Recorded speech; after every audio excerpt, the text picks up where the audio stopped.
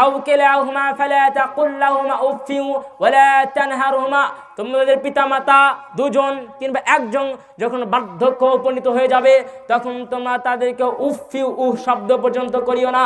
ওয়ালা তানহারহুমা, পিতামাতাকে ধমক দিও না। ওয়া কুল লাহুমা কাওলান কারিমা, বরং পিতামাতার সঙ্গে কোমল আচরণ করো। যেই কথা বললে পিতামাতা খুশি হয়, যেই কথা বলে পিতামাতা আনন্দ পায় সেই কথাবার্তা বলো। তোমরা পিতামাতাকে শব্দ পর্যন্ত করিও না। যুবক ভাই, তোমাকে আমি কি দিয়ে বুঝাই? পিতামাতা কত বড় একটি আল্লাহ সুবহানাহু ওয়া তাআলার পক্ষ থেকে নিয়ামত। যার পিতামাতা নেই সেই বোঝে যে পিতামাতা হারানোর কত কষ্ট, কত বেদনা।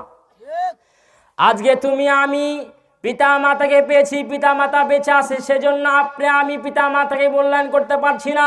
যেদিন আপনার পিতামাতা থাকবে না সেদিন বুঝবেন যে পিতামাতার কত গুরুত্ব, কত মর্যাদা। আজকে আপনার স্ত্রী হয়েছে, আপনার শ্বশুর শাশুড়ি জীবিত আছে, এজন্য আপনার কাছে আপনার পিতামাতায় ভারী মনে হয়।